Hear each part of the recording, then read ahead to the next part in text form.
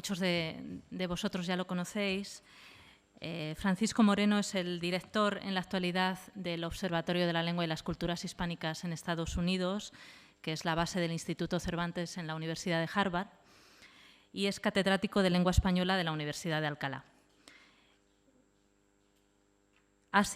Perdonadme, es que me sale Paco, me cuesta muchísimo. Francisco Moreno ha sido director académico del Instituto Cervantes, es académico de número de la Academia Norteamericana de la Lengua Española y también correspondiente de la Real Academia de la Lengua y de las Academias Cubana y Chilena de la Lengua. Entre sus publicaciones destacan el ya por muchos de nosotros conocido Atlas de la Lengua Española en el Mundo, con Jaime Otero, cuya tercera edición salió en el año 2016, y otras publicaciones interesantes y relevantes para este curso serían Historia Social de las Lenguas de España, Principios de Sociolingüística y Sociología del Lenguaje, La Lengua Española en su Geografía, tercera edición también en 2016, o otro de los recientemente publicados, La maravillosa Historia del Español. Es también coeditor de las revistas internacionales Spanish in Context de John Benjamin's University y Journal of Linguistic Geography de Cambridge, así como fundador de la revista Lengua y Migración de la Universidad de Alcalá. Es miembro del Comité Científico de International Journal of the Sociology of Language y de Journal of World Languages. Muchas gracias, Paco, por aceptar nuestra invitación. Muy bien. El agradecido soy yo. Y así quiero comenzar dando las gracias al Instituto Cervantes y muy especialmente al director académico, a Richard Bueno, por transmitirme esta invitación y permitirme visitar España. No venía a España desde el mes de enero, entonces se agradece mucho tener la oportunidad de pasar por aquí unos días.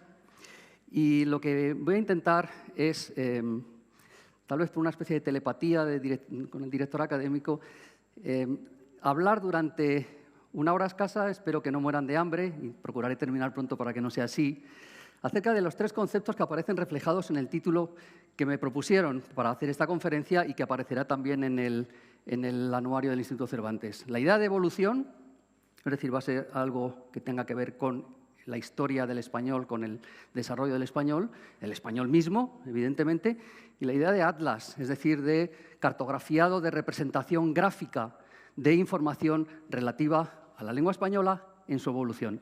En esos tres conceptos, en ese terreno, nos vamos a mover. La evolución de las lenguas está condicionada por sus entornos geográficos y por sus entornos sociales.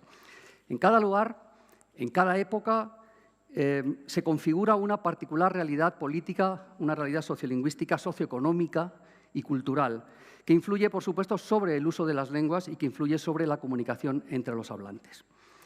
Cuando una lengua ha conocido una trayectoria histórica muy larga, cuando una lengua tiene una geografía muy ancha, muy amplia, como es el caso del español, las formas de concretarse la vida de esa lengua, sus entornos, se multiplican exponencialmente. Por eso es tan difícil hablar del español en general, porque tiene tantas localizaciones que es injusto hacer cualquier tipo de generalización. Es innegable que las lenguas disponen de mecanismos internos que hacen posible su cambio, que hacen posible la evolución, pero el descubrimiento o el análisis de estos mecanismos internos no es suficiente para comprender la historia de la lengua en toda su complejidad. En estos minutos intentaré hacer una reflexión sobre diversos aspectos de lo que los especialistas llaman la historia externa de la lengua española, esto es, sobre elementos de la evolución del español que tienen que ver con su dinámica social, que tienen que ver con sus contextos de uso y con la sociopolítica que ha rodeado al uso del español a lo largo del tiempo. Mi intención es mostrar algunos caracteres fundamentales del español en su desarrollo temporal. Y para ello me serviré de un recurso muy ligado a las lenguas, al mundo de las lenguas, aunque también es un recurso muy ligado al mundo de la geopolítica, al mundo de la economía, al mundo de la ecografía. Me estoy refiriendo al recurso de la cartografía de los mapas. Se trata de mostrar cómo los mapas, prácticamente cualquier mapa, mapas antiguos, mapas modernos, son posibles de leerse desde la perspectiva de las lenguas, de interpretarse desde la perspectiva de las lenguas, en lo que se refiere a su evolución y su uso. Más allá de la distribución geográfica de las lenguas y sus variedades, los mapas son un excelente mosaico para observar las realidades culturales. Y asimismo, la información que procede de los mapas se complementa fácilmente con datos cuantitativos, con información complementaria de distintas épocas, de distintas comunidades. Y todo ello permite, además, sostener hipótesis de fondo cuando se trata de mapas, de datos referidos, en este caso, a la lengua española. Y es que, por un lado, la geografía política y la demografía han condicionado tanto la vida del español, como intentaré presentar aquí, como las ideologías lingüísticas, que es un elemento muy importante.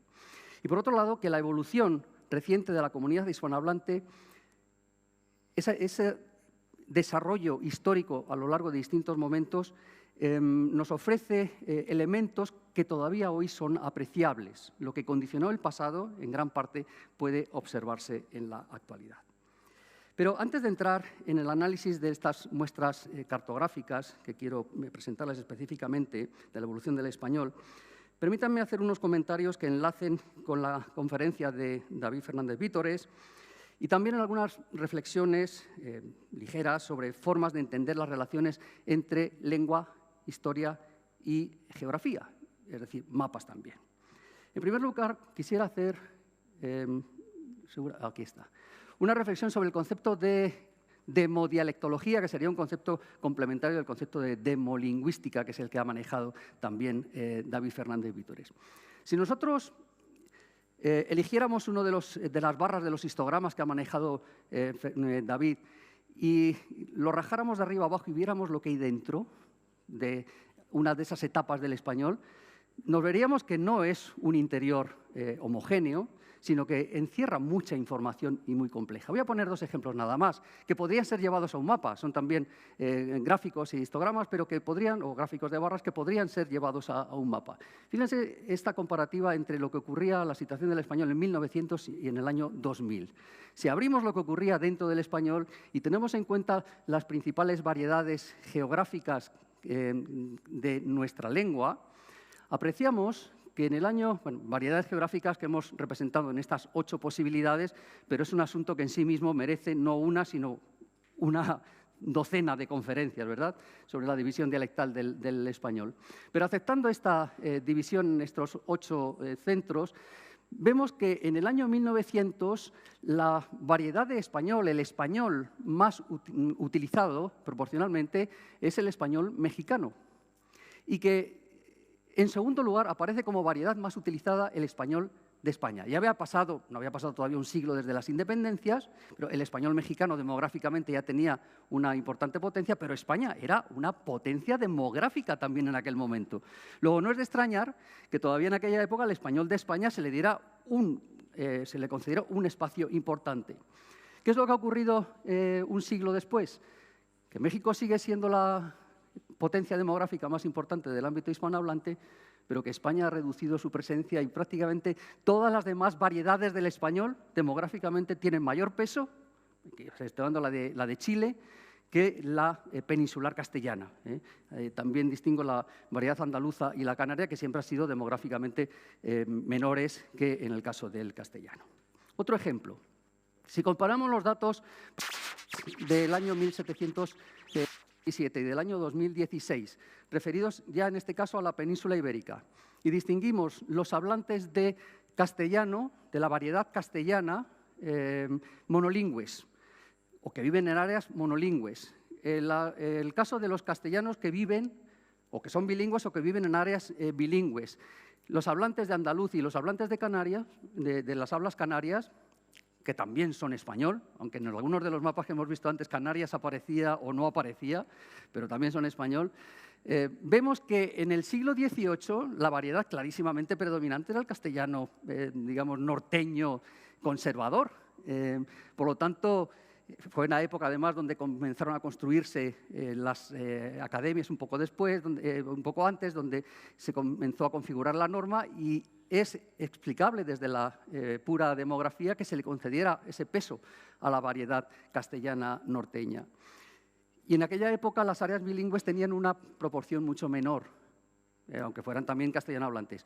¿Qué es lo que ha pasado en la época actual? Que las áreas bilingües han crecido mucho demográficamente. Es decir, la variedad castellana frente a la andaluza, o las hablas andaluzas y las hablas canarias, sigue siendo la variedad mayoritaria dentro de España, pero el castellano hablado en las áreas bilingües demográficamente ha ocupado, se ha posicionado de una mejor manera de lo que estaba en el siglo XVIII, en el siglo XIX. Eso explica o ayuda a entender el porqué el asunto del bilingüismo, de la enseñanza bilingüe, de las 2 o 3 lenguas en la escuela, es decir, el poner las cuestiones de convivencia de lenguas en la agenda, hasta la agenda política, en este momento sea algo tan importante. Vamos a poner, de todas maneras, otros ejemplos previos sobre la relación entre mapas y lengua e historia. Por supuesto, tengo que hacer referencia a los mapas que reflejan la historia de la lengua. Sería injusto hablar de evolución del atlas del español sin hacer alusión al trabajo de los lingüistas, comenzando, evidentemente, por el trabajo de don Rafael Lapesa, ¿verdad? En esta foto del año 75, en una conferencia que dio en la Fundación Juan March.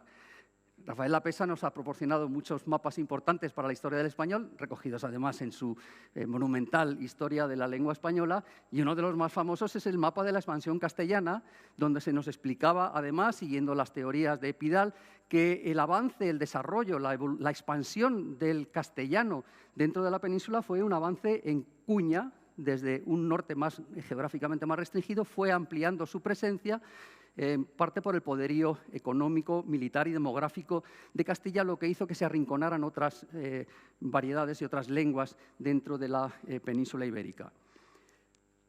Otro ejemplo de mapas que nos reflejan la historia del español son los mapas que pueden elaborarse, que pueden consultarse y que se han elaborado dentro del grupo de investigación de textos para la historia del español de la Universidad de Alcalá. Concretamente tienen un proyecto que se llama CODEA, que es el corpus del español antiguo, que reúne 2.500 documentos anteriores al siglo XVIII.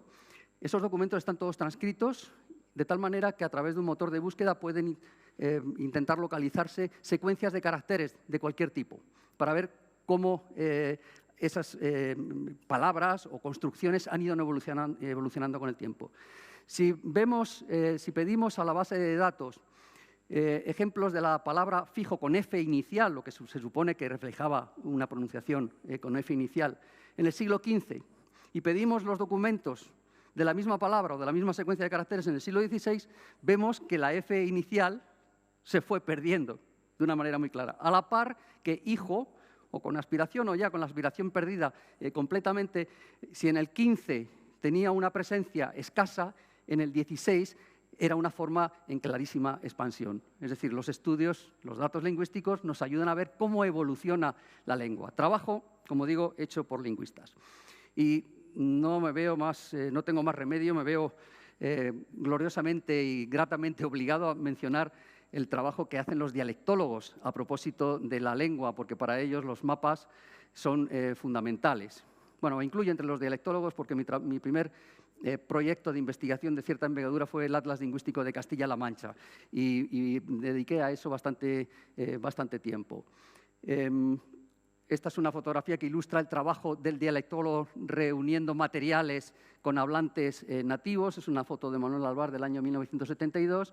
Este es el mapa, supongo que no se verá muy bien, no sé ni siquiera si desde la primera fila. Es el mapa del alba, es decir, los nombres que le dan a la claridad que hay justo antes de la salida del sol. Y ahí aparecen transcritos en transcripción fonética las respuestas obtenidas en todos esos puntos de Andalucía. Ahí aparece el romper el día, aparece el alba, aparece la alborada, aparece alborear, aparece amanecer, aparecen todas las variantes léxicas llevadas a un mapa. Eso nos proporciona una información tan detallada que es posible aprovecharla no solo desde el punto de vista geográfico, sino también desde el punto de vista histórico.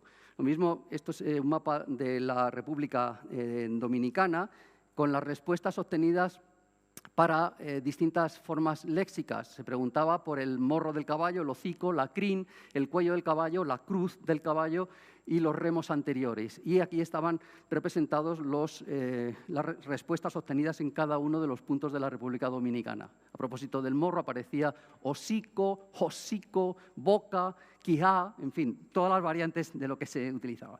Información lingüística llevada a un mapa aprovechable desde el punto de vista histórico también. Y para poner unos ejemplos que no se refieran solo a España o a un país concreto, de los Canfield, esta es una foto donde aparece Canfield, que es el de la izquierda, con Navarro Tomás, en una entrevista que tuvieron en la Universidad del Estado de Florida. Sus estudios permitieron elaborar mapas como estos.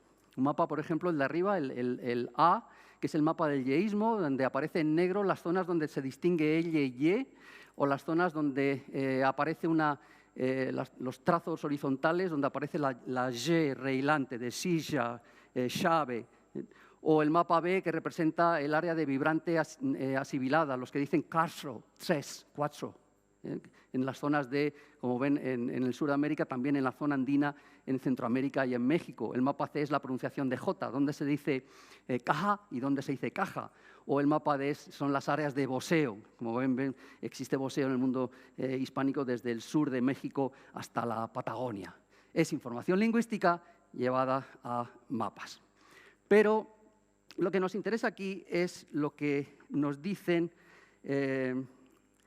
los mapas sobre la lengua, y no necesariamente mapas hechos por lingüistas. Al margen, por lo tanto, de esos atlas lingüísticos que acabo de comentar, elaborados sobre todo desde el siglo XIX, el conocimiento de la lengua también puede beneficiarse de otros muchos mapas, creados con dispares intenciones, hechos por gente de distintos mundos.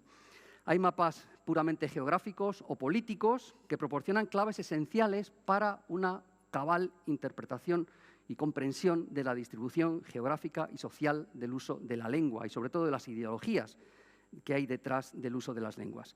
Si esos mapas se acompañan de informaciones complementarias, de gráficos, de estadísticas o históricas, el resultado es más que sugestivo, es miel sobre hojuelas.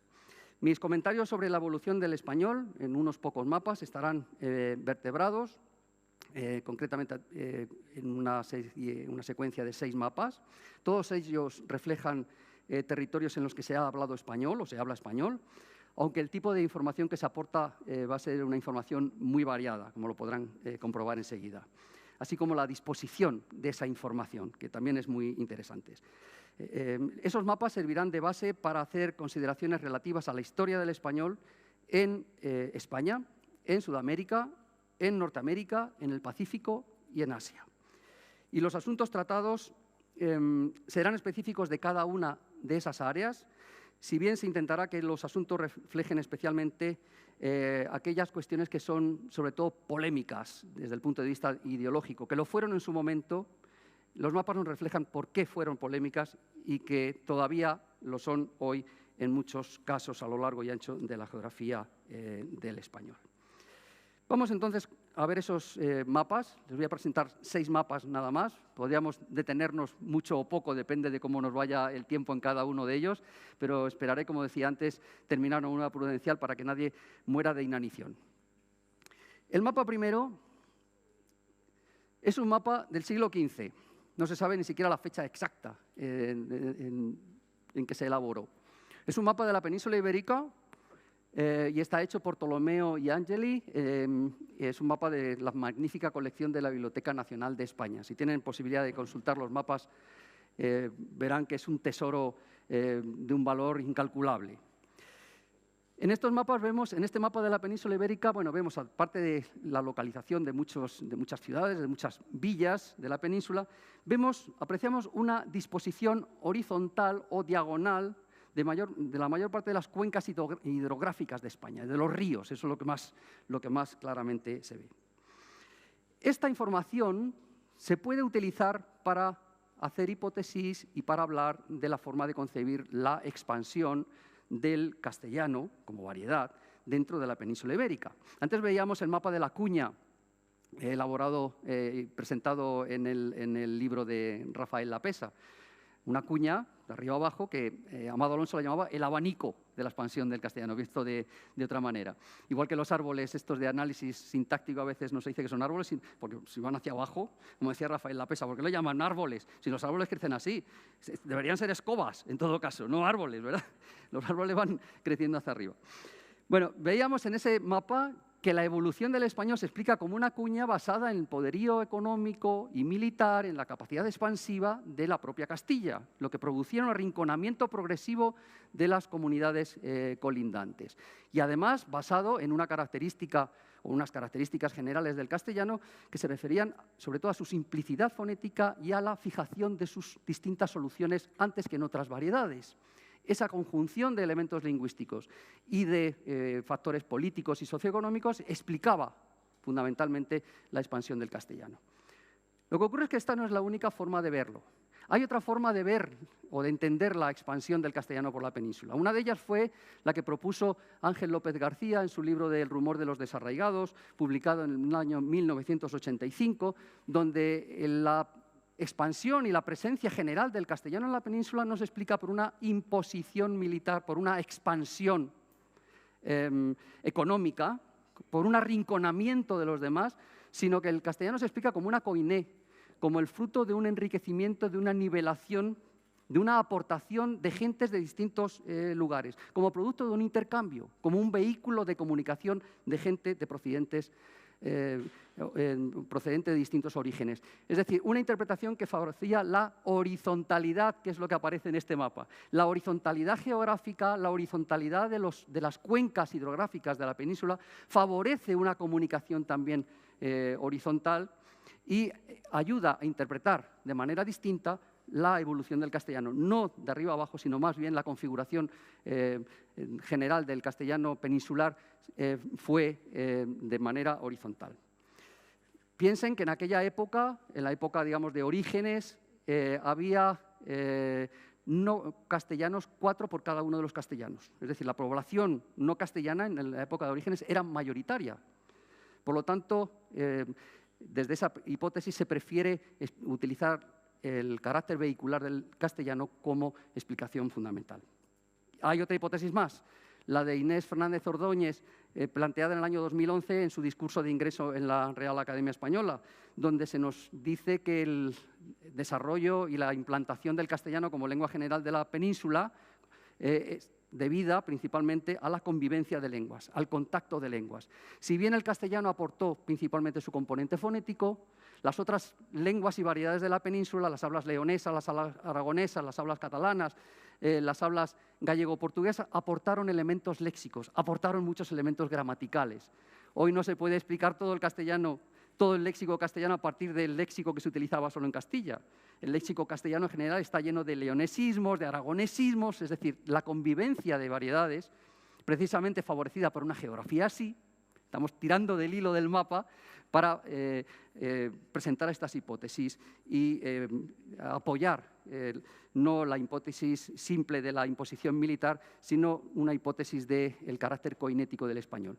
¿Qué cuestión hay de fondo que podría trasladarse en el tiempo? La expansión del castellano podría equipararse a la expansión del español por el mundo a lo largo de la historia. Y la pregunta que hay detrás, ¿puede entenderse realmente la historia del español como una historia de imposición? ¿Puede entenderse la historia del castellano como una historia pura de imposición militar? ¿O hace falta acudir a otros argumentos, no solo el poderío militar o socioeconómico? Si eso lo llevamos al ámbito del español general, en América, en otros lugares, ¿se puede entender simplemente como el efecto de una política imperial, de una política militar de conquista? ¿O hace falta atender otros factores para poder interpretar adecuadamente lo que ocurre en el español? Dejo la pregunta en el aire. Segundo mapa. Es una pena que no se vea muy bien, pero espero que cuando salga publicado se vea más claramente, y si no, yo voy a ir diciendo lo que hay por aquí. Debería aparecer aquí. Ah, sí, ahí se ve el puntero, ¿verdad? Este es un mapa de Diego Rivera del año 1529. El año es muy importante. Estamos todavía en un periodo de exploraciones, en un periodo de primerísimos asentamientos. Un poco después de haberse completado la primera circunnavegación del globo. Ya saben que la primera vuelta al mundo se realizó entre el año 1519 y 1522, el mapa aparece en 1529. Curiosamente, el año en que se firmó el Tratado de Zaragoza, que es cuando se fija el meridiano, digamos, contrario, donde se localizaban los periecos y los antípodas de los occidentales. Justo en ese mismo año fue cuando se publicó el mapa. ¿Qué es lo que nos dice este mapa? ¿Qué vemos en él? Vemos, aunque mal, ¿verdad? Pero bueno, créanme, lo que le voy a decir está así. Está perfectamente dibujada la costa atlántica, la cornisa atlántica de América. ¿De acuerdo? Y está dibujado el cabo, toda esta zona de las tormentas, y está dibujado hasta aquí. De aquí hacia arriba no está dibujada la costa, no se conocía.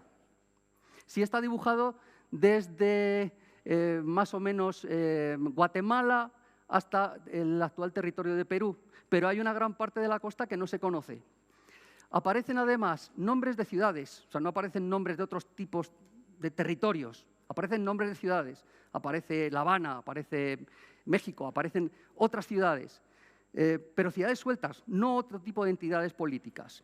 Luego aparecen dibujos de animales, es decir, se tenía una experiencia de la naturaleza, pero no se tenía mucha experiencia de qué había, sobre todo quién estaba conviviendo en esa naturaleza. A veces hay datos cualitativos. De la zona de Terranova se nos dice que es zona donde aparece bacalao, donde hay mucho bacalao. De la zona de Nueva Inglaterra se dice que hay hombres muy altos y que comen mucho maíz, cosa que sigue siendo verdad, ¿verdad? O sea que la historia se prolonga. Hay información cualitativa, pero no hay una información suficiente. Creo que con una información así nos está diciendo que estábamos en una época donde se iba un poco buscando lo que se podía. Solo había dos políticas claras en los primeros años de esta conquista. Por un lado, la evangelización. Ahí sí que había una política clara, una acción misionera, evangelizadora, que enseguida se alineó con el aprendizaje y la utilización de las lenguas indígenas.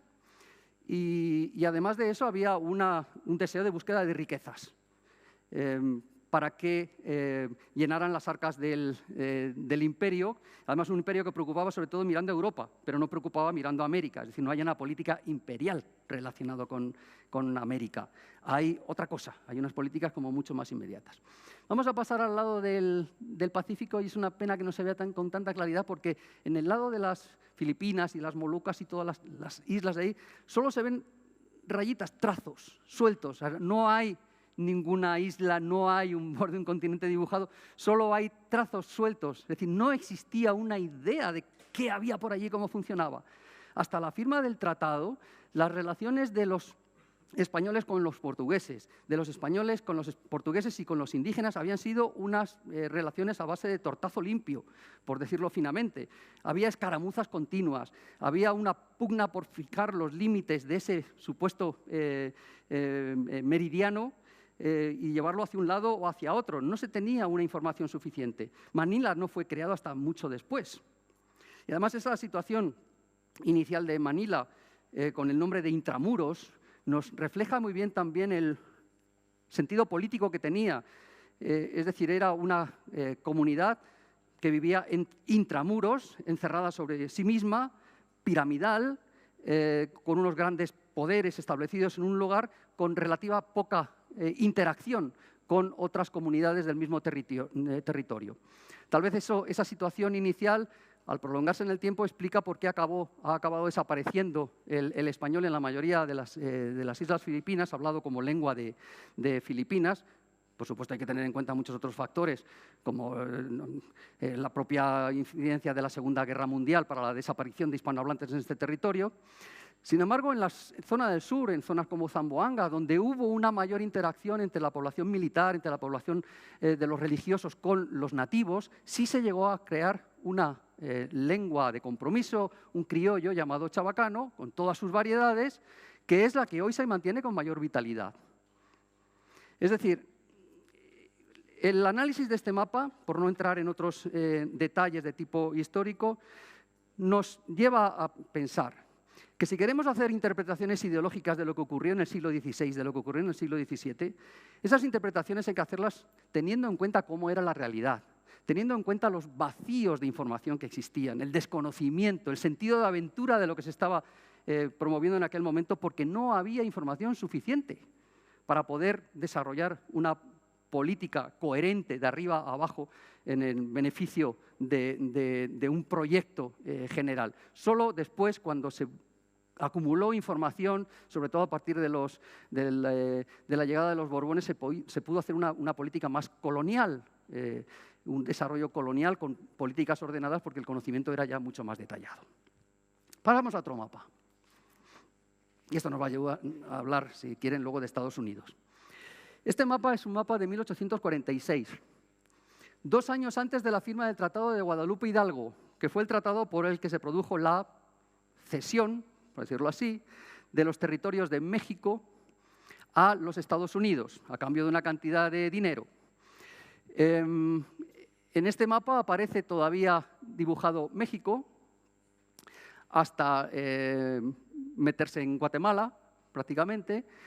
Además, aparece Guatemala como territorio, porque además era una unidad política, Guatemala. Aparece el territorio de Texas, identificado, ¿lo ven? Es decir, era un territorio que tenía su entidad política en aquel momento.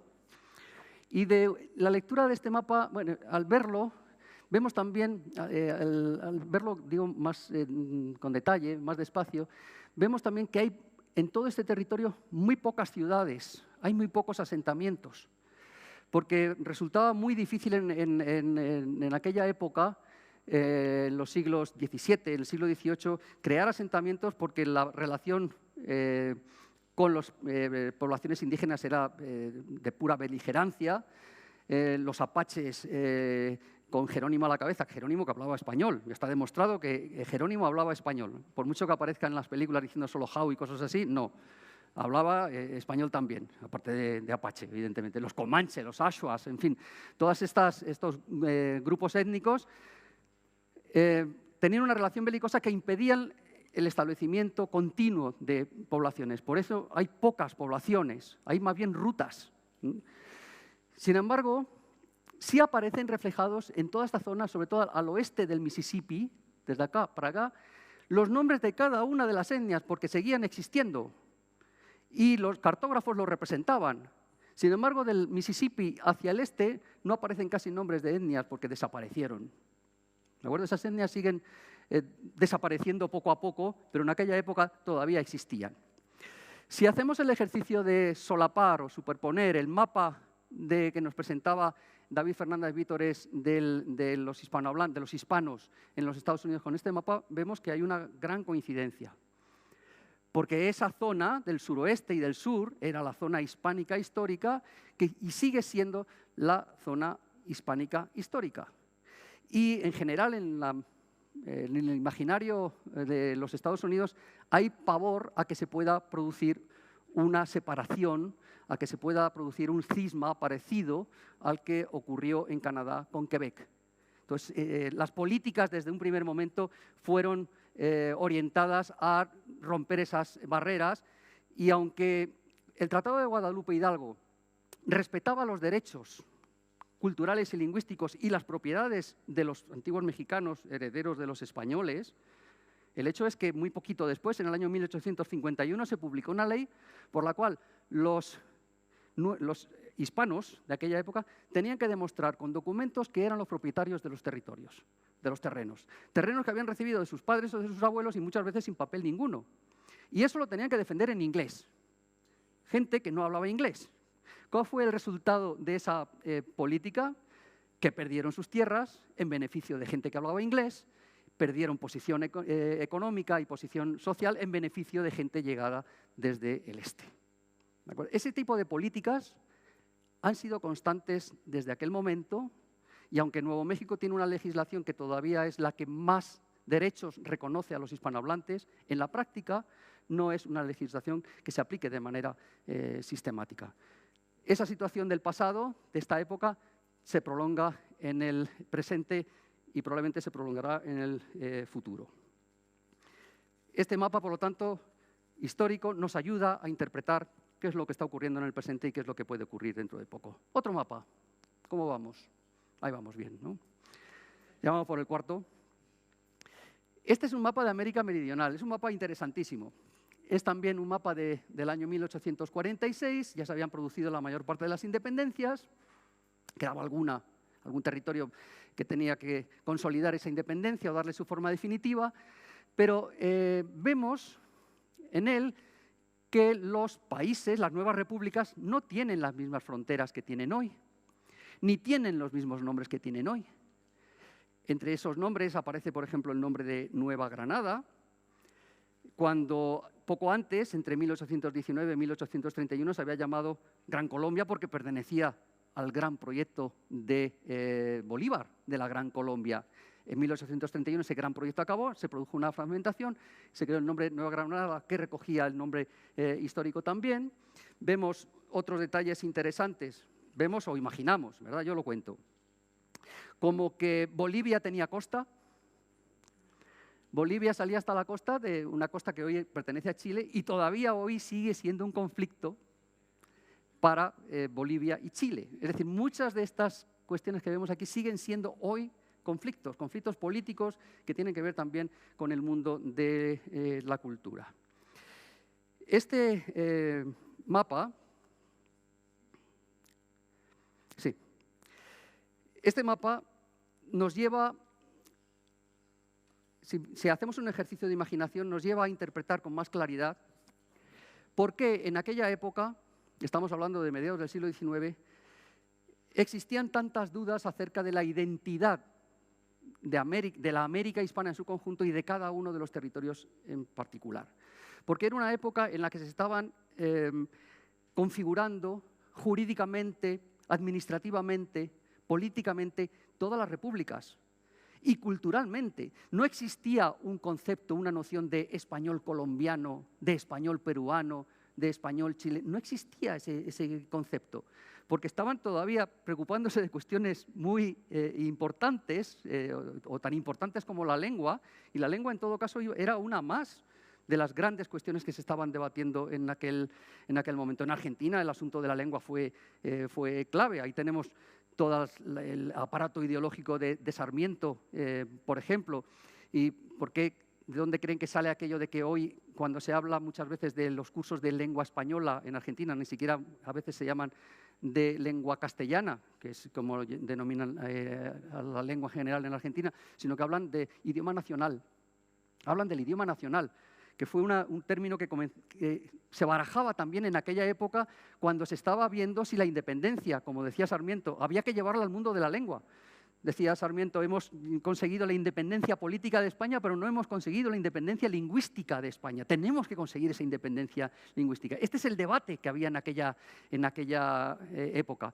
Debate que se fue asentando y que se fue aclarando gracias a las aportaciones de intelectuales de primera talla como Andrés Bello o como Rufino José Cuervo, que vieron claramente la dimensión que tiene el español, el beneficio mutuo que tiene el compartir una lengua y partir de una cultura común de origen, y a partir de ahí se desarrolló todo lo demás. Bueno, luego podríamos esto enlazarlo con cuestiones demográficas posteriores, pero valga esta información que acabo de presentar para ver cómo este mapa nos ayuda, este mapa sobre la configuración de las realidades nacionales que estaban todavía fraguándose, nos ayuda a ir viendo cómo había muchas dudas, había muchos elementos que estaban en transición, que se había iniciado ya un proceso de independización, pero que ese proceso de independización tenía que llegar poco a poco al ámbito de la cultura, y algunos aspiraban a que llegara al ámbito de la lengua. Por eso muchas de las discusiones de aquella época, comenzando por la cuestión de la identidad, cuestión que todavía hoy sigue dando mucho que hablar y que escribir entre escritores de origen iberoamericano, latinoamericano o hispanoamericano, como quieran decirlo, porque la cuestión de la identidad aún no está totalmente resuelta. Es algo que preocupa desde la época de Orígenes y sigue preocupando en la actualidad. Mapa quinto. Es un mapa muy distinto. Bueno, esto es la evolución de la... he olvidado comentarlo, pero es simplemente la evolución demográfica de los grandes grupos. Aparece la de Norteamérica, la de Latinoamérica. Es que está en inglés. Es un mapa, como ven, de Sánchez de Albornoz. De Latinoamérica, con su gran progresión, de Norteamérica, de Europa y de lo que era en aquella época la Unión Soviética. Como ven, el estado de indefinición, de configuración inicial de aquellos estados, en la primera época no impidió un desarrollo demográfico más o menos estabilizado, más o menos en una clara línea ascendente. Ahora sí, vamos al mapa. Es muy distinto, ¿verdad?, el que hemos visto antes. Este mapa es un mapa del año 1924. Nos representa el protectorado de Marruecos, pero también se incluye cartografía, mapas más pequeños de otros territorios africanos vinculados a España, concretamente Guinea y el Sáhara. ¿Qué nos dice el mapa? Este mapa tiene formas en español y formas en árabe. Es decir, es un mapa bilingüe.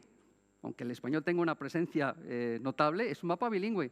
Nos dice, ojo, que el árabe es importante en este territorio, que la convivencia de lenguas es una realidad, que no puede hacerse algo que esté solo en una lengua porque no se está reflejando bien lo que es la vida económica y la vida social en este territorio. Luego aparece también dibujada una línea de ferrocarril que une el Rif con, bueno, aparece aquí, pero nos une hasta Orán. Es decir, había una conciencia de que existía un territorio. Esa conciencia, además, venía favorecida por las comunicaciones, y esas comunicaciones venían a reforzar el uso del español. Un uso del español que, si no era nativo, sí tenía una gran presencia nativa por españoles que estaban en ese territorio. De hecho, muchos oraneses y muchos argelinos, que ahora mismo ya están en edad de desaparecer, que han ido desapareciendo poco a poco, aprendieron español con los niños de los españoles que habían ido para trabajar en la agricultura, que habían ido para trabajar en la minería, que habían ido para trabajar en la pesca. Gran parte de la tecnología que se utiliza en el norte de África es tecnología de cuño español, aprendida con la convivencia con los españoles, incluida la lengua. Y, por lo tanto, esa fácil comunicación entre territorios favorecía el establecimiento del español, de igual manera que los canales de comunicación que existían también, que aparecen representados en el mapa, comunicaciones navales con el sur de España.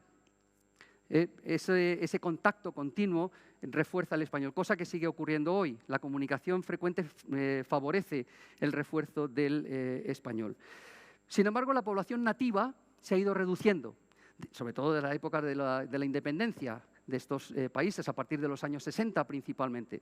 Se ha ido reduciendo, en parte por esas políticas que impulsan el árabe, como se comentaba antes, en parte por la consolidación del francés como lengua en las universidades, para cierto tipo de comunicaciones internacionales. El español ha ido perdiendo espacio.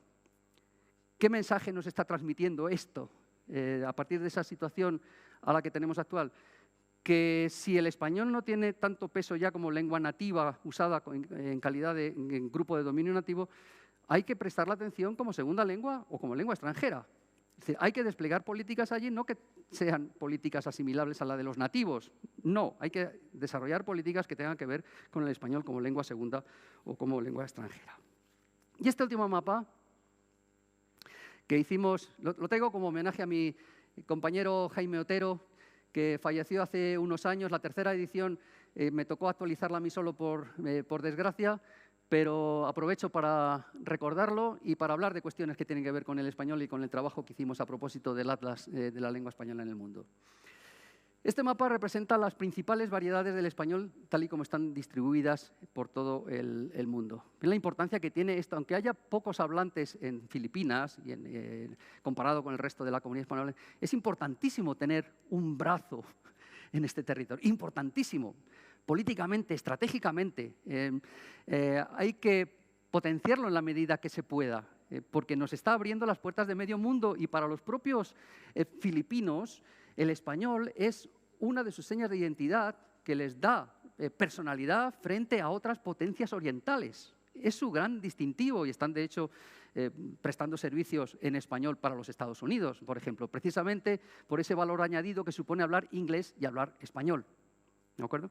Bien, por un lado, la importancia de esa rama. Por otro lado, Si vemos la distribución, es decir, una distribución en forma de muy repartida, el español de España ya no tiene un carácter de epicentro del mundo. O sea, el español que se habla por el mundo en todas sus variedades no gira alrededor del español de España. Eso desapareció, a lo mejor los gráficos que hemos visto antes, donde la demografía todavía de la península y de España en general era una demografía potente y España era, comparada con todas las demás economías americanas, era una economía muy sobresaliente. Ya no es así. Y no hay que percibirlo así. España ya no es el centro. El mundo hispánico ya es una realidad poliomulticéntrica, donde España ocupa un lugar muy importante y no hay que perderlo. Pero no es la referencia ni es el epicentro alrededor del cual gira todo. Por otro lado, esa tradicional dicotomía, repartición entre español de España y español de América, es algo que no tiene base suficiente desde el punto de vista lingüístico, ni desde el punto de vista dialectal, ni político. En primer lugar, porque el español de España como unidad no existe. Hemos hablado antes de las variedades andaluzas y canarias, es decir, lingüísticamente no hay una homogeneidad como para hablar de un español de España, sin menospreciar las variedades que no son las castellanas, evidentemente. Pero es que en el caso de América, si en España no hay homogeneidad, tampoco la existe en América, evidentemente. Hay una gran diversidad. Esto nos quiere decir que el mundo hispánico, en su concepción general, según se desprende de este mapa, es una realidad policéntrica que forma una red con múltiples puntos de referencia y que basa su fuerza y su futuro en las interconexiones como red. Es decir, el español como comunidad es un sistema reticular complejo. Como en toda red suele haber nodos que tienen una mayor relevancia, como pueda ser España todavía, evidentemente, y lo seguirá siendo durante bastante tiempo, en la medida en que cuide su investigación, que cuide su desarrollo económico y su prestigio cultural. México, evidentemente, en la zona sur, en Buenos Aires. Es decir, puede tener nodos que tengan su importancia, pero la fuerza del complejo hispánico como tal está en entenderse como una red y en entender que hay que establecer unas relaciones multilaterales, ¿de acuerdo? No un epicentro que irradia, no un bloque frente a otro bloque, porque esas interpretaciones no tienen un buen resultado político. Y esto nos lleva además a entender que, si lo unimos con las cifras que nos ha dado David Fernández Vítores, evidentemente el español tiene una gran presencia allí donde es lengua nativa. En los países hispanohablantes tiene una proporción de uso muy alta, altísima, comparada con los países que hablan francés o que hablan inglés, está claramente por encima. Pero su desarrollo futuro como comunidad nativa tiene sus límites demográficos, como hemos visto antes.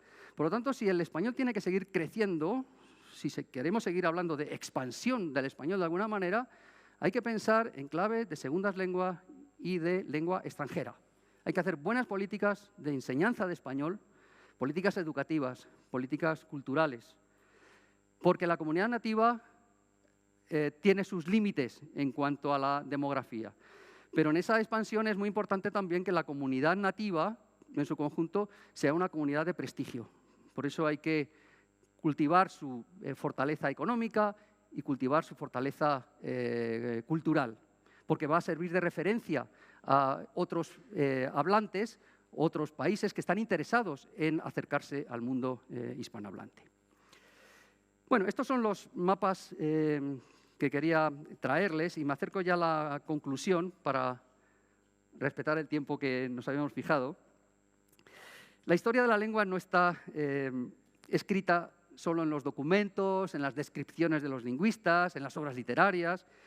La historia lingüística está escrita en muchos tipos de materiales, incluidos los mapas, aunque no sean mapas hechos por lingüistas. Podemos extraer mucha información valiosa a partir de ellos.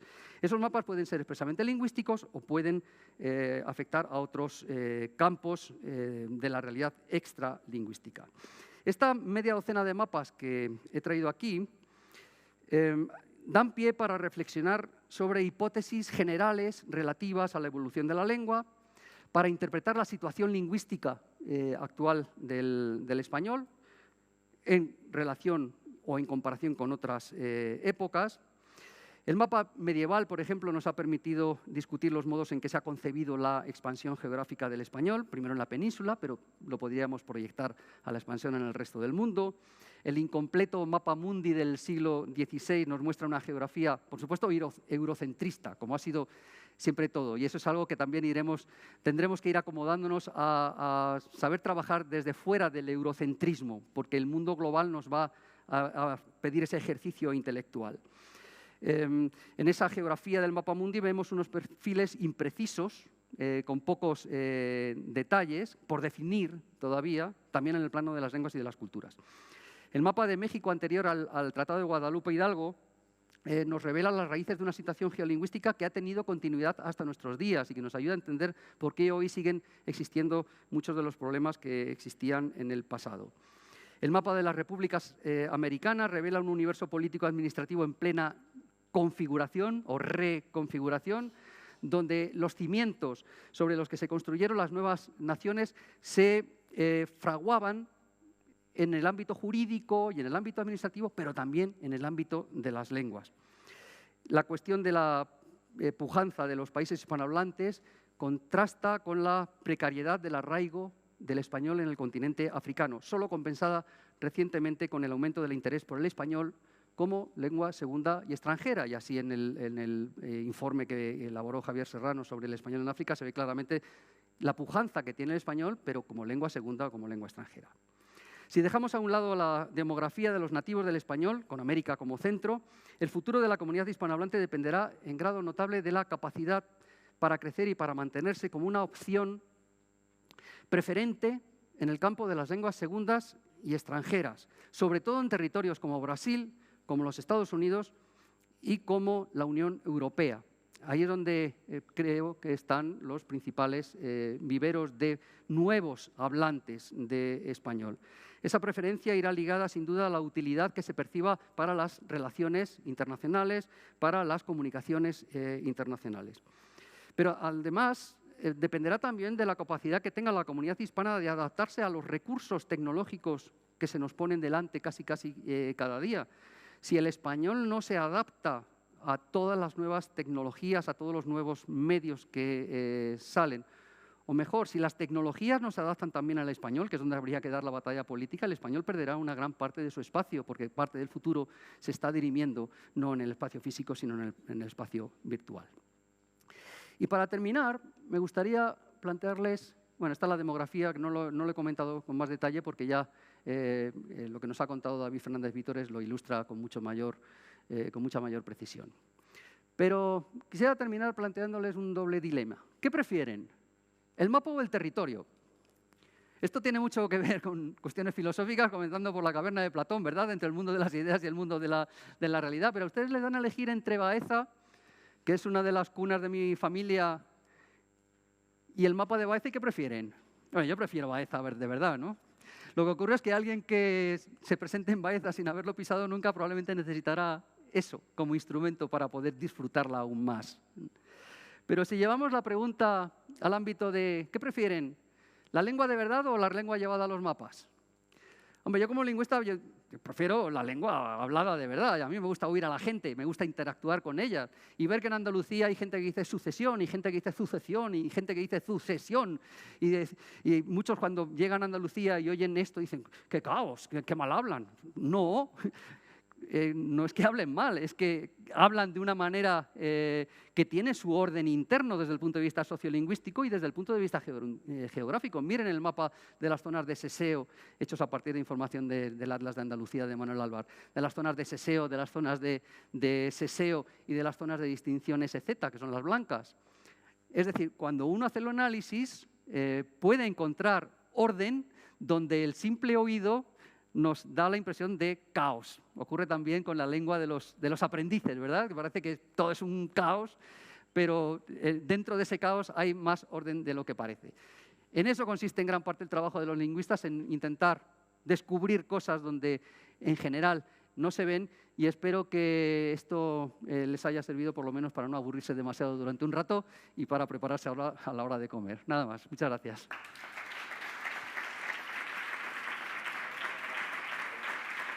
Gracias.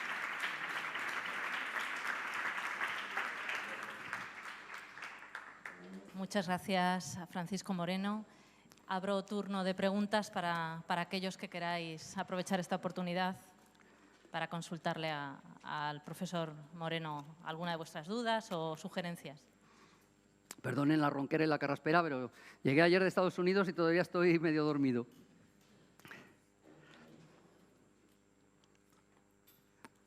Si nadie se anima a participar, yo voy a lanzar... Vale, bien, adelante. Si nadie se anima a participar, pues solo quería dar las gracias a Paco Moreno porque como ceseante encontrar, digamos, un terreno tanto para defender esa gran variedad del español que tenemos frente a la formación de profesores, como también llevarlo al aula, que es al fin y al cabo donde partimos. Entonces, toda esa base teórica de qué español enseñar, qué español hablar, pues yo particularmente se la debo a haber leído los libros de Paco Moreno, así que encantada de volverlo a escuchar. Gracias. Muchas gracias. Por aquí. Venga, Álvaro, una larga pregunta. Sí. Bueno, Paco, nada. Primero de todo, muchas gracias. Yo creo que nos ha encantado a todos, ¿no? Una vez más, ¿no? El despliegue que has hecho aquí, ¿no? En la presentación de estos mapas. Yo te quería preguntar lo siguiente, Paco. Has estado unos años en una posición privilegiada en el Observatorio de Harvard. Supongo que has estado desarrollando estudios sociolingüísticos de primer nivel, al que hemos ido un poco siguiendo tus pasos ahí. Yo te voy a comentar lo siguiente. He hecho lecturas en los últimos años sobre temas de política lingüística. Hay un cierto sector de autores muy críticos con la política lingüística española en Estados Unidos y en general. Es más, estos autores dicen que los agentes culturales españoles, que ellos los identifican con la Real Academia Española, el Instituto Cervantes, no solo, pero fundamentalmente se focalizan, no sé por qué, en estos dos, son mal percibidos desde Estados Unidos, desde, podemos decir, las fuerzas vivas del español y de los medios de comunicación, los medios institucionales relacionados con el español latinos en Estados Unidos. Mi primera pregunta sería, ¿estamos acertando en la política lingüística de España en Estados Unidos? ¿Existe esa reticencia o ese, entre comillas, conflicto con respecto a cómo nos perciben en las fuerzas vivas latinas en Estados Unidos la acción institucional española con respecto al español?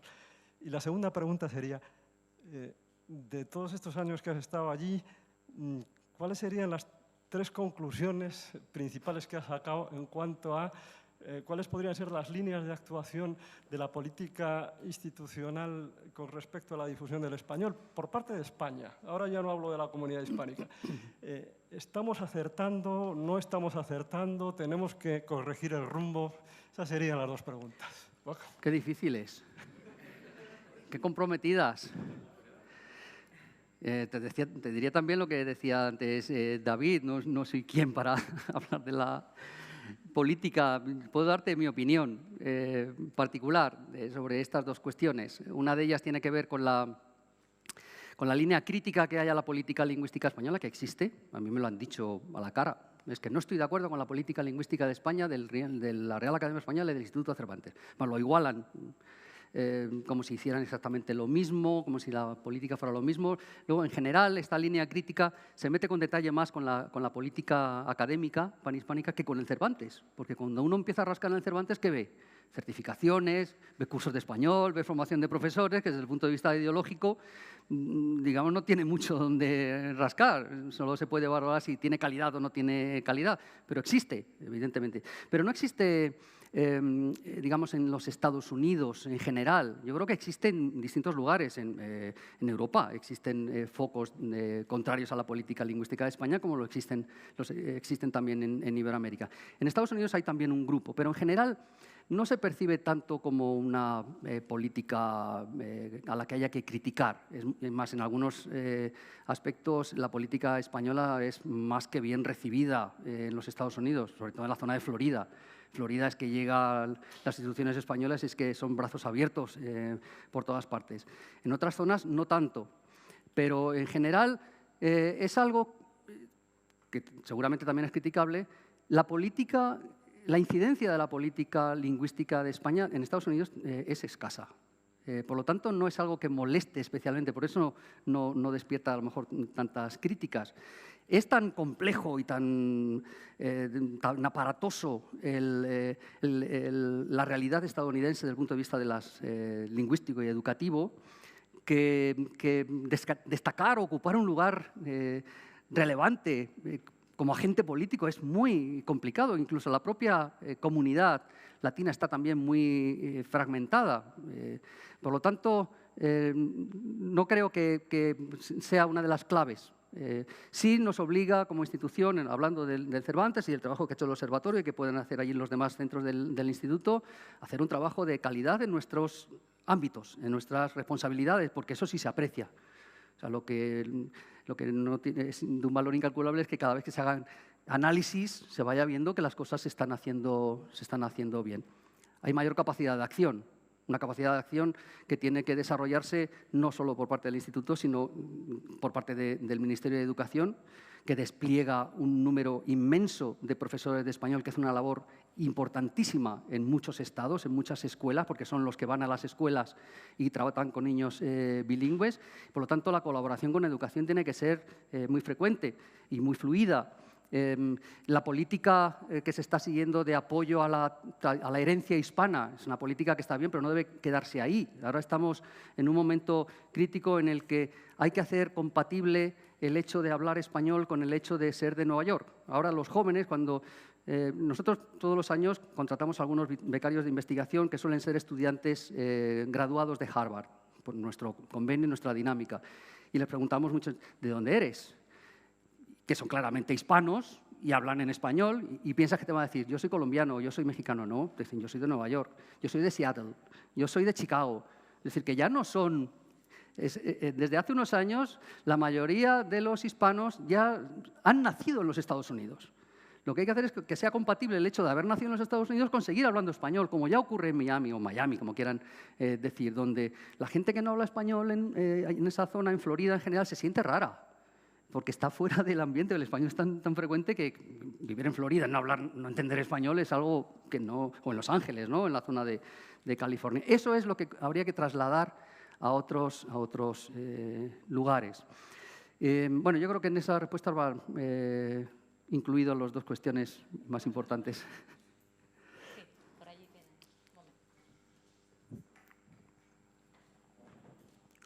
Bueno, en la línea de la pregunta anterior sobre la política del Instituto Cervantes, quería que hicieras una valoración de la política en Brasil, porque allí sí, en Brasil, tiene una influencia bastante grande, al contrario de lo que dice de Estados Unidos.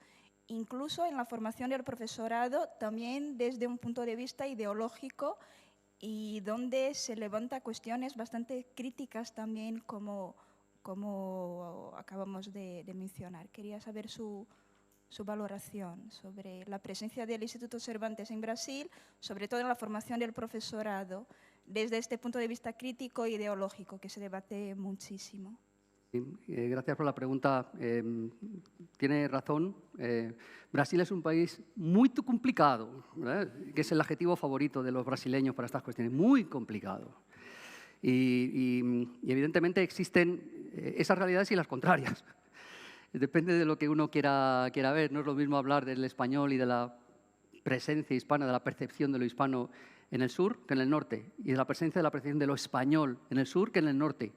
Porque en el sur lo hispano tiene más que ver con Uruguay, tiene más que ver con Argentina. En el norte lo hispano se vincula mucho a España. Y por otro lado, efectivamente, el Instituto Cervantes y en general las autoridades españolas son agente político cultural en Brasil. Allí sí se percibe como un agente importante, lo que lleva precisamente a que haya más actitudes claramente contrarias en algunos casos. Pero no creo que sean mayoritarias. Yo creo que este movimiento que está habiendo ahora de respuesta a la supresión de la ley del español, de estados que están queriendo recuperar una presencia del español en los sistemas educativos, en las escuelas secundarias, responden a una conveniencia, a una necesidad social, a una tradición histórica y cultural de vinculación con su entorno iberoamericano. Y muchos de estos estados reconocen que desde el lado español, por ejemplo, sí se puede recibir apoyo en materia de formación de profesores. Hay que ser conscientes de todas maneras que esa formación de profesores debería hacerse más estrechamente con las universidades brasileñas, es decir, crear más sinergias, más programas conjuntos para que no se perciba, cosa que ocurre a veces, que el Cervantes o España está haciendo formación de profesores por un lado y las universidades están haciendo formación de profesores por otro, como si fueran realidades distintas o no tuvieran que ver unas cosas con otras, porque los destinatarios son los mismos. Creo que habría que aprovechar más las oportunidades y los medios que ofrecen las universidades por parte de las instituciones, en este caso españolas, y también creo que hay muchas universidades que podrían aprovecharse más de lo que las instituciones españolas ofrecen y que no están aprovechando. Es decir, muy complicado. ¿Alguna pregunta más? Yo, de nuevo, me voy a lanzar. Muy brevemente, Paco. Yo quería consultarte si en tu mapa 6, en el último en el que recuperabas del Atlas, si en este mapa, teniendo en cuenta las reuniones de trabajo que hemos tenido con especialistas del ámbito del judeo-español, del ladino, del sefardí, en semanas muy recientes, la participación del director y del director académico en estas jornadas, y la reivindicación por parte de estos expertos y académicos correspondientes de esa Academia de la Lengua Judeo-Española que se quiere fundar, si situarías en algún lugar en este mapa esa variedad hipotética del judeo-español, que sé que estrictamente no podríamos, pero... Claro. Si es que la realidad del judeo-español claro, no es una realidad, digamos, horizontal, y no es una realidad localizada, es deslocalizada, es la variedad o el conjunto de variedades sin tierra, como Juan sin tierra, pues estas son las variedades sin tierra, y a la vez con muchas tierras. Eso debilita, de igual manera que se ha comentado varias veces que el hecho de que el español tenga una geografía compacta favorece el mantenimiento de la lengua y su progresión a lo largo del tiempo. La dispersión debilita las variedades, debilita las lenguas. Y eso es lo que está ocurriendo, lo que ha ocurrido históricamente con el judeo-español. Esa separación ha creado dinámicas distintas en cada uno de los lugares y eso nos impide reflejarlo en un mapa con puntos. Bueno, podríamos hacerlo y de hecho hay hasta un volumen de geografía lingüística del judeo-español muy conocido, ¿verdad? Sí hay lugares donde se puedan llevar, pero sería difícil trasladarlo a no ser que pongamos uno de los brazos como judeo-español, en fin, un poco en tierra de todos y en tierra de nadie, porque con el español es así, de todos y de nadie, ¿no? Gracias. Estamos viendo que todos los esfuerzos para el español los tiene que hacer España. En el congreso que tuvimos en Santander hace 2 semanas, que estabais lo de Cervantes, vimos que empieza a haber países como México y Argentina que empiezan a tomar cuidado de su idioma ellos, Sí. sin nosotros. Sí. Y entonces vimos además que la marca España, no podemos usar español en marca España, porque nos dijeron ellos que, bueno, que si eres mexicanos, que te queda la marca España con los esfuerzos que hacen ellos para mantener su idioma.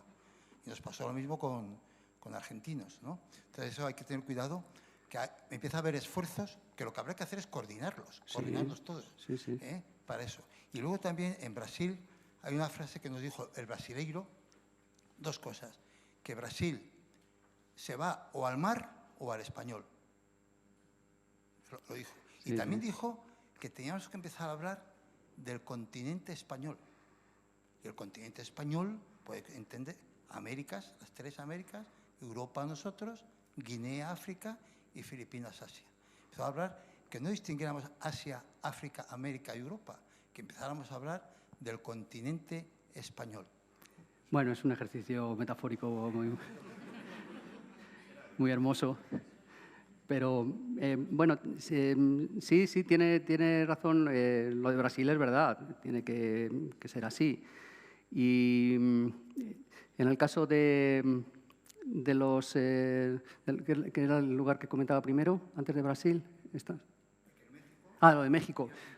México ha recibido, toda la Cancillería ha dado órdenes a todos los consulados y embajadas del mundo de hacer políticas expresas de difusión del español, todos. Lo sé de primera mano porque el cónsul de México al día siguiente estaba reunido conmigo allí en el observatorio de Harvard para desarrollar un programa conjunto. Esa es la diferencia, es decir, es importantísimo que tomen conciencia todos los países de que esto no es cosa de España, es cosa de todos. Por eso hablaba de que este mapa nos ayuda a ver que esto es un mundo reticular de interconexiones y de multilateralidad. Lo bueno de la política de México es que enseguida se dice, y vamos a hacerlo en relación con, y se potencia desde la propia Secretaría de Relaciones Exteriores de México.